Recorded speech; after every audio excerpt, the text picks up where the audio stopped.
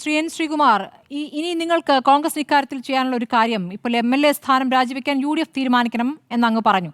പക്ഷേ കോൺഗ്രസിന്റെ നേതാവായ രാഹുൽ മാങ്കൂട്ടത്തിന്റെ കാര്യത്തിൽ ഇങ്ങനെ ഒരാൾക്ക് ഇനി സീറ്റ് നൽകില്ല എന്ന് തീരുമാനിക്കാൻ കോൺഗ്രസിനാകുമല്ലോ.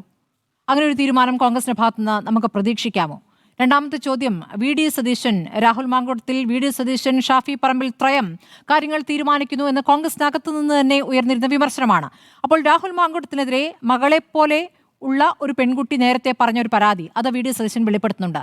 അതിലപ്പുറം ഈ പുറത്തു വന്ന വിവരങ്ങളിൽ എത്ര കാര്യങ്ങൾ നേരത്തെ VD സതീശൻ അറിഞ്ഞിട്ടുണ്ടാകാമെന്ന സംശയവുമുണ്ട്. അതിൽ അദ്ദേഹം അടയിരിക്കുകയായിരുന്നു എന്ന ചോദ്യവുമുണ്ട്. ശ്രീകുമാർ. സ്മൃതി, ഞാനിവിടെ 4 കാര്യങ്ങളെ അടിസ്ഥാനപ്പെടുത്തിയിട്ടാണ് സംസാരിച്ചത്.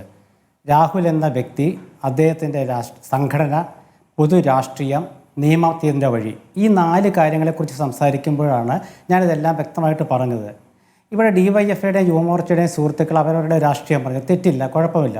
പക്ഷേ എനിക്ക് DYFI സുഹൃത്തിനോട് പറയാനുള്ളത്, ഒരു പാനലിസ്റ്റ് എന്താണോ പറയുന്നത് അത് ശ്രദ്ധിച്ച് കേട്ടിട്ട് വേണം ആ ആളെ വിമർശിക്കാൻ എന്നുള്ളതാണ്. അത് ഞാൻ കൂടുതൽ പറയുന്നില്ല. ഇവിടെ ഞാൻ CPMൻ്റെ സ്ത്രീകളോടുള്ള സമീപനത്തെക്കുറിച്ച് ക്ലാസ് എടുക്കാൻ മുതിർന്നാലത്തെ അവസ്ഥ എന്താണ്? അപ്പോൾ എനിക്ക് ആ ഒരു പൈങ്കിളി തലത്തിലേക്ക് പോകാൻ എനിക്ക് താല്പര്യമില്ല, ഞാനിത് ചെയ്യാറുമില്ല. പക്ഷേ ഇന്നത്തെ രാഷ്ട്രീയമുണ്ട്, ആ രാഷ്ട്രീയമാണ് ഞാൻ ഇന്നലെ ഞാൻ റിപ്പോർട്ടർ ചാനലിൽ പറഞ്ഞതാണ്, അത് ഇവിടെ എടുത്ത് നോക്കാം. ഇന്ന് ഞാൻ റിപ്പോർട്ടർ ചാനലിൽ പറഞ്ഞു, അതിലത്തെ രാഷ്ട്രീയമുണ്ട്. ആ രാഷ്ട്രീയം ഇന്ന് പെട്ടെന്ന് മാറിയത് എന്തുകൊണ്ടാണ്? ഇപ്പോൾ സ്മൃതി ചോദിച്ചതുപോലെ MLA സ്ഥാനം രാജിവെക്കുമ്പോൾ UDF തീരുമാനിക്കണം ഇനി അടുത്ത തവണ മത്സരിപ്പിക്കുമോ. അവിടെയാണ് നമുക്ക് ഒരു സംവിധാനമേ ഉള്ളൂ. ഇവിടെ അഭിഭാഷകരുണ്ടല്ലോ, അവരവരുടെ നിഗമനങ്ങൾ പറഞ്ഞല്ലോ. ഒരു നിയമ സംവിധാനം എന്തിനാണ്?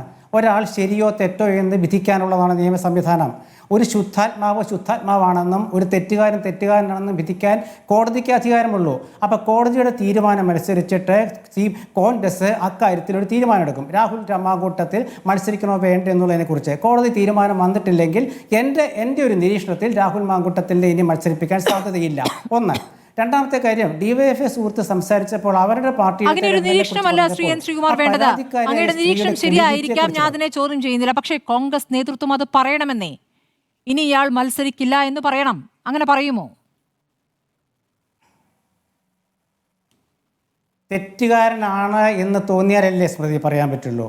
തെറ്റുകാരനാണെന്ന് വിധിക്കേണ്ടത് CPMോ അല്ലെങ്കിൽ കോൺഗ്രസിലെ ആരെങ്കിലുമോ അല്ലെങ്കിൽ BJPയോ അല്ലെങ്കിൽ നമ്മളോ അല്ല, അത് കോടതിയാണ്. കാരണം നിയമ സംവിധാനം എന്തിനാണ് നമ്മുടെ നാട്ടിലുള്ളത്? എല്ലാവരും എന്തിനാണ് നിയമത്തെ തേടി പോകുന്നത്? സാങ്കേതികത്വം പറയാം. അതല്ലാതെ ഒന്ന് ആലോചിച്ച് നോക്കൂ ശ്രീ എൻ ശ്രീകുമാർ, ഈ രാഹുൽ മാങ്കൂട്ടത്തിൽ വഞ്ചിച്ചത് കേവലം ഈ പെൺകുട്ടികളെ മാത്രമാണോ? കേവലം പാലക്കാട്ടെ ജനതയെ മാത്രമാണോ? നമ്മളെ ഓരോരുത്തരെയും അല്ലേ? എത്ര വിശദമായിട്ടാണ് അദ്ദേഹം രാഷ്ട്രീയ എതിരാളികളെ തോൽപ്പിക്കാൻ വിഷയങ്ങളിൽ സംസാരിച്ചിരുന്നത്? നമ്മുടെയൊക്കെ ചർച്ചകളിൽ വന്നിരുന്ന എത്രത്തോളം ധാർമ്മികത പ്രസംഗിക്കുമായിരുന്നു അദ്ദേഹം. അപ്പോൾ രാഷ്ട്രീയ വഞ്ചന ഈ കേരളത്തിലെ മുഴുവൻ ജനങ്ങളോടും അദ്ദേഹം കാണിച്ചിട്ടുണ്ട്.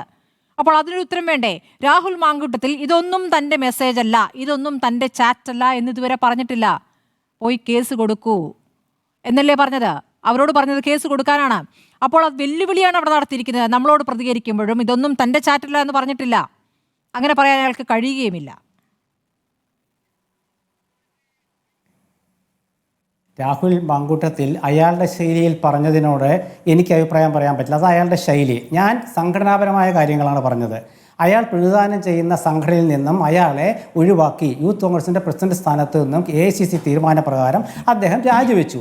അത് ഞാൻ പറഞ്ഞു. 4 കാര്യങ്ങൾ ഞാൻ പറഞ്ഞല്ലോ. വ്യക്തി അയാളുടെ നിയമപരമായിട്ട് അയാൾക്കെതിരെ വന്ന ആരോപണങ്ങൾ രാഹുൽ മാങ്കൂട്ടത്തിൽ നേരിടട്ടെ. കോൺഗ്രസ് പാർട്ടി അല്ലല്ലോ അതിനെ സഹായിക്കാൻ പോകുന്നത്. സ്വന്തം നേരിടണം. രാഹുൽ മാങ്കൂട്ടത്തിൽ സ്വയം നേരിടണം.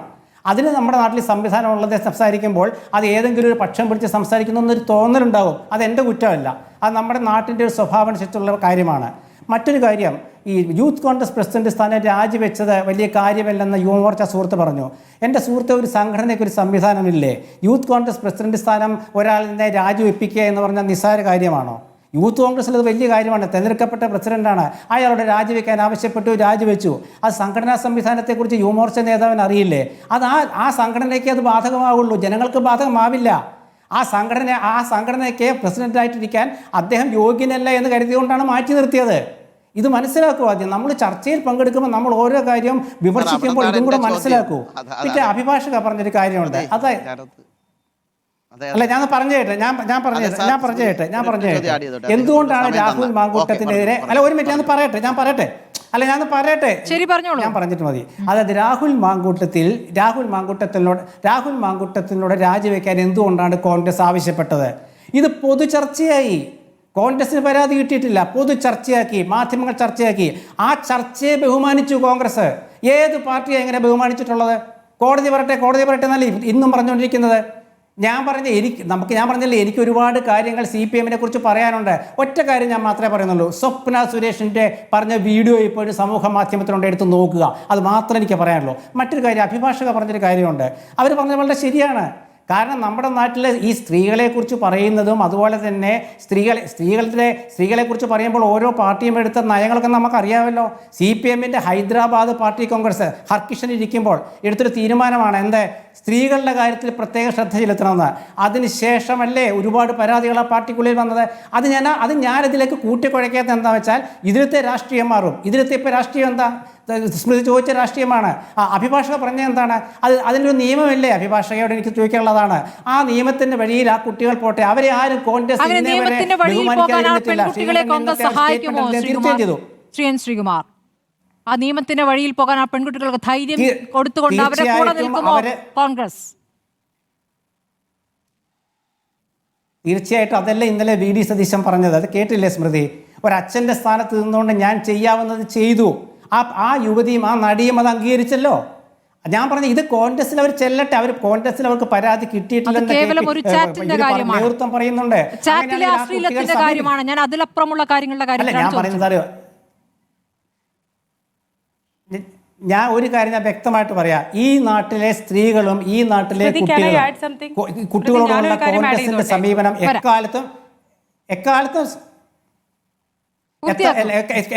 സുവ്യക്തമാണ്. ഇവിടെ ആ അഭിഭാഷക പറഞ്ഞൊരു കാര്യമുണ്ട്.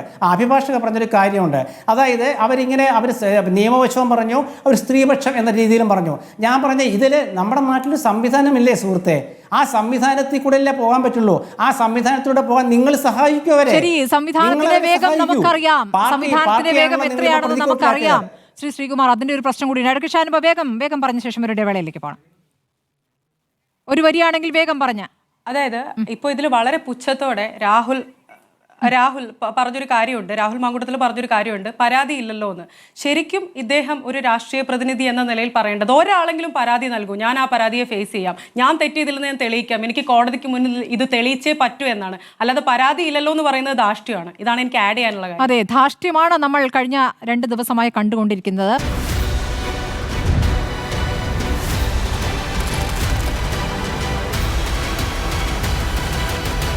Debate with Smriti Parathikkad.